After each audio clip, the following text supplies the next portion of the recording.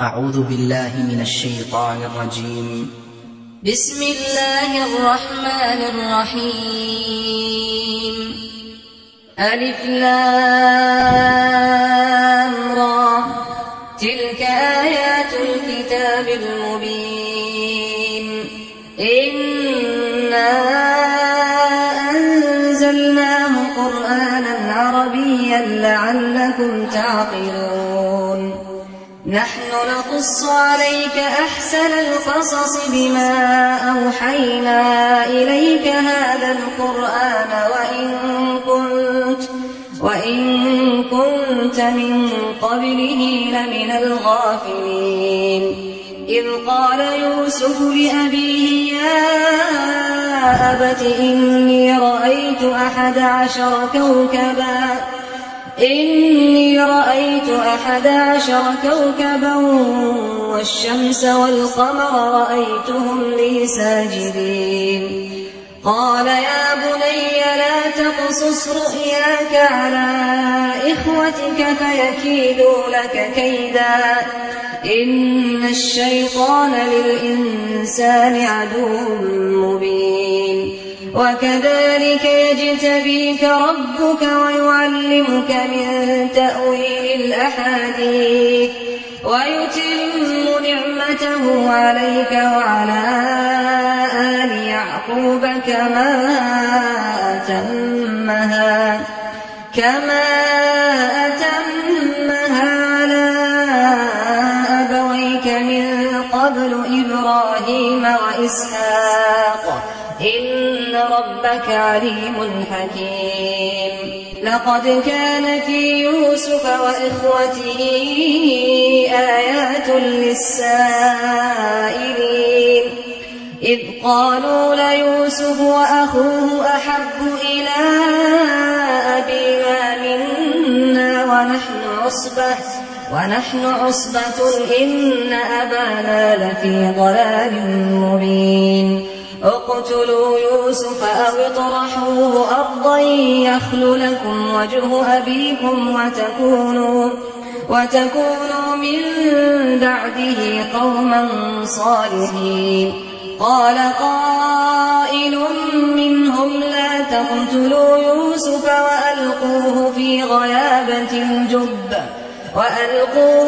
غيابة الجب يلتقطه بعض السيارة إن كنتم فاعلين. قالوا يا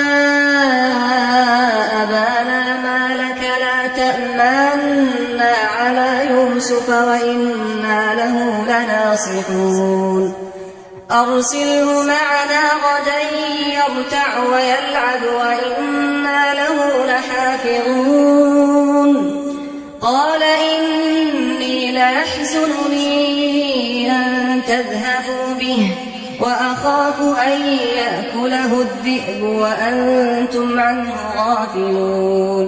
قالوا لئن أكله الذئب ونحن عصبة إنا إذا لخاسرون. فلما ذهبوا به وأجمعوا أن يجعلوه في غيابة الجب وأوحينا إليه لتنبئنهم بأمرهم هذا وهم لا يشعرون. وجاءوا أباهم عشاء يبكون. قالوا يا أبانا إنا ذهبنا نستبق وتركنا يوسف عند متاعنا فأكله الذئب وما أنت بمؤمن لنا ولو كنا صادقين. وجاءوا على قميصه بدم كذب قال بل سولت لكم أنفسكم أمرا فصبر جميل والله المستعان على ما تصفون. وجاءت سيارة فأرسلوا واردهم فأدلى دلوه قال يا بشرى هذا غلام وأسروه بضاعة والله عليم بما يعملون وشروه بثمن بخس دراهم معدودة وكانوا فيه من الزاهدين وقال الذي اشتراه من مصر لامرأته أكرمي مثواه عسى أن ينفعنا أو نتخذه ولدا وكذلك مكنا ليوسف في الأرض ولنعلمه من تأويل الأحاديث والله غالب على أمره ولكن أكثر الناس لا يعلمون ولما بلغ أشده آتيناه حكما وعلما وكذلك نجزي المحسنين وراودته التي هو في بيتها عن نفسه وغلقت الأبواب وقالت هيت لك قال معاذ الله إنه ربي أحسن مثواي إنه لا يفلح الظالمون ولقد همت به وهم بها لولا أن رأى برهان ربه كذلك لنصرف عنه السوء والفحشاء إنه من عبادنا المخلصين واستبق الباب وقدت قميصه من دبر وألف يا سيدها لدى الباب واستبق الباب وقدت قميصه من دبر وألف يا سيدها لدى الباب قالت ما جزاء من أراد بأهلك سوءا إلا أن يسجن أو عذاب أليم قال هي راودتني عن نفسي وشهد شاهد من أهلها إن كان قميصه قد من قبل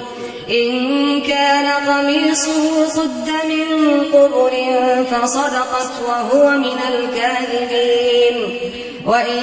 كان قميصه قد من دبر فكذبت وهو من الصادقين فلما رأى قميصه قد من دبر قال إنه من كيدكن إن كيدكن عظيم يوسف أعرض عن هذا واستغفري لذنبك إنك كنت من الخاطئين وقال نسوة في المدينة امرأة العزيز تراود فتاها عن نفسه قد شغفها حبا إنا لنراها في ضلال مبين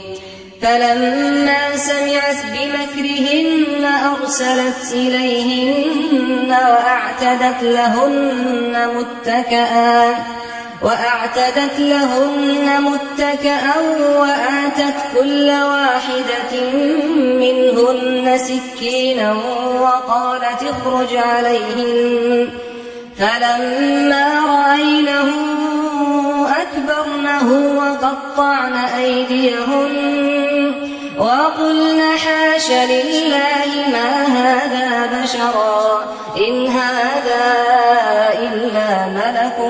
كريم قالت فذلكن الذي لمتنني فيه ولقد راودته عن نفسه فاستعصم ولئن لم يفعل ما آمره ليسجنن وليكونا من الصاغرين قال رب السجن أحب إلي مما يدعونني إليه وإلا تصرف عني كيدهن أصب إليهن وأكن من الجاهلين فاستجاب له ربه فصرف عنه كيدهن إنه هو السميع العليم ثم بدا لهم من بعد ما رأوا الآيات ليسجننه حتى حين ودخل معه السجن فتيان قال أحدهما إني أراني أعصر خمرا وقال الآخر إني أراني أحمل فوق رأسي خبزا تأكل الطير منه نبئنا بتأويله إنا نراك من المحسنين قال لا يأتيكما طعام ترزقانه إلا نبأتكما بتأويله قبل أن يأتيكما ذلكما مما علمني ربي إني تركت ملة قوم لا يؤمنون بالله وهم بالآخرة هم كافرون واتبعت ملة آبائي إبراهيم وإسحاق ويعقوب ما كان لنا أن نشرك بالله من شيء ذلك من فضل الله علينا وعلى الناس ولكن أكثر الناس لا يشكرون يا صاحبي السجن أأرباب متفرقون خير أم الله الواحد القهار ما تعبدون من دونه إلا أسماء سميتموها أنتم وآباؤكم ما أنزل الله بها من سلطان إن الحكم إلا لله أمر ألا تعبدوا إلا إياه ذلك الدين القيم ولكن أكثر الناس لا يعلمون يا صاحبي السجن أما أحدكما فيسقي ربه خمرا وأما الآخر فيصلب فتأكل الطير من رأسه قضي الأمر الذي فيه تستفتيان وقال للذي ظن أنه ناج منهما اذكرني عند ربك فأنساه الشيطان ذكر ربه فلبث في السجن 9 سنين وقال الملك إني أرى 7 بقرات سمان يأكلهن 7 عجاف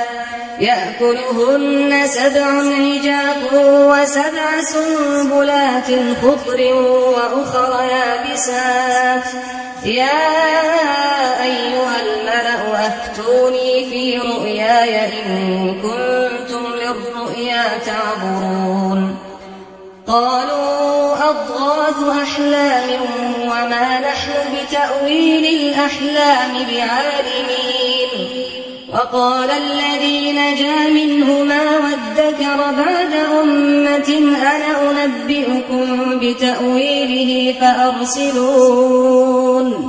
يوسف أيها الصديق أفتنا في 7 بقرات سمان يأكلهن 7 عجاف و7 سنبلات خضر وأخر يابسات لعلي أرجع إلى الناس لعلهم يعلمون قال تزرعون 7 سنين دأبا فما حصدتم فذروا في سنبله إلا قليلا مما تأكلون ثم يأتي من بعد بعد ذلك 7 شداد يأكلن ما قدمتم لهن إلا قليلا مما تحصنون ثم يأتي من بعد ذلك عام فيه يغاث الناس وفيه يعصرون وقال الملك ائتوني به فلما جاءه الرسول قال ارجع إلى ربك فاسأله ما بال النسوة اللاتي قطعن أيديهن إن ربي بكيدهن عليم قال ما خطبكن إذ راوتن يوسف عن نفسه قلن حاش لله ما علمنا عليه من سوء قالت امرأة العزيز الآن حصحص الحق أنا راودته عن نفسه وإنه لمن الصادقين ذلك ليعلم أني لم أخنه بالغيب وأن الله لا يهدي كيد الخائنين وما أبرئ نفسي إن النفس لأمارة بالسوء إلا ما رحم ربي إن ربي غفور رحيم وقال الملك ائتوني به أستخلصه لنفسي فلما كلمه قال إنك اليوم لدينا مكين أمين قال اجعلني على خزائن الأرض إني حفيظ عليم وكذلك مكنا ليوسف في الأرض يتبوأ منها حيث يشاء نصيب برحمتنا من نشاء ولا نضيع أجر المحسنين ولأجر الآخرة خير للذين آمنوا وكانوا يتقون وجاء إخوة يوسف فدخلوا عليه فعرفهم وهم له منكرون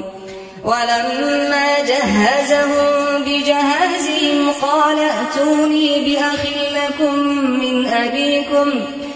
ألا ترون أني أوفي الكيل وأنا خير المنزلين فإن لم تأتوني به فلا كيل لكم عندي ولا تقربون قالوا سنراود عنه أباه وإنا لفاعلون وقال لفتيانه اجعلوا بضاعتهم في رحالهم لعلهم يعرفونها إذا انقلبوا إلى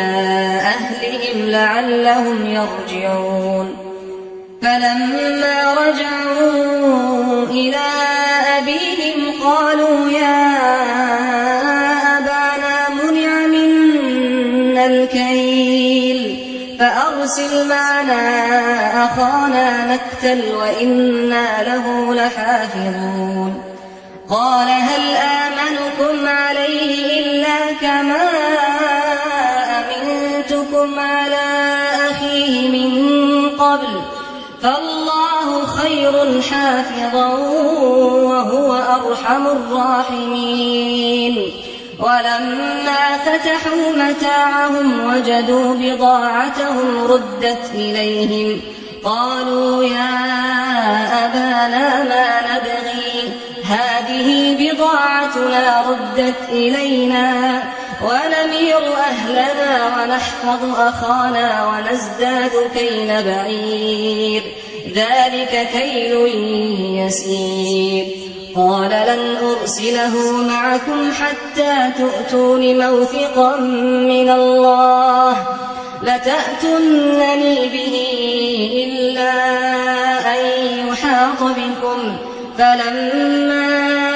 آتوه موثقهم قال الله على ما نقول وكيل وقال يا بني لا لا تدخلوا من باب واحد وادخلوا من أبواب متفرقة وما أغني عنكم من الله من شيء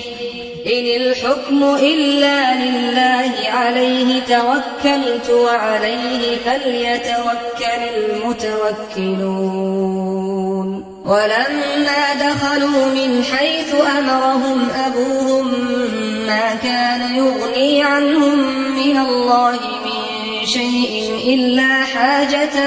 في نفس يعقوب قضاها وإنه لذو علم لما علمناه ولكن أكثر الناس لا يعلمون ولما دخلوا على يوسف آوى إليه أخاه قال إني أنا أخوك فلا تبتئس بما كانوا يعملون فلما جهزهم بجهازهم جعل السقاية في رحل أخيه ثم أذن مؤذن أيتها العير إنكم لسارقون قالوا وأقبلوا عليهم ماذا تفقدون قالوا نفقد صواع الملك ولمن جاء به حمل بعير وأنا به زعيم قالوا تالله لقد علمتم ما جئنا لنفسد في الأرض وما كنا سارقين قالوا فما جزاؤه إن كنتم كاذبين قالوا جزاؤه من وجد في رحله فهو جزاؤه كذلك نجزي الظالمين فبدأ بأوعيتهم قبل وعاء أخيه ثم استخرجها من وعاء أخيه كذلك كدنا ليوسف ما كان ليأخذ أخاه في دين الملك إلا أن يشاء الله نرفع درجات من نشاء وفوق كل ذي علم عليم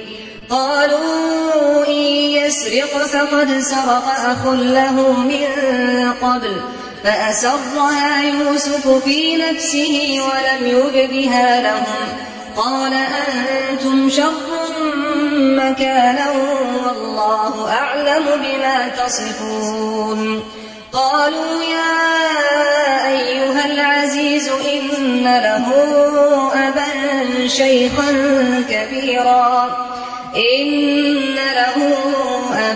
شيخا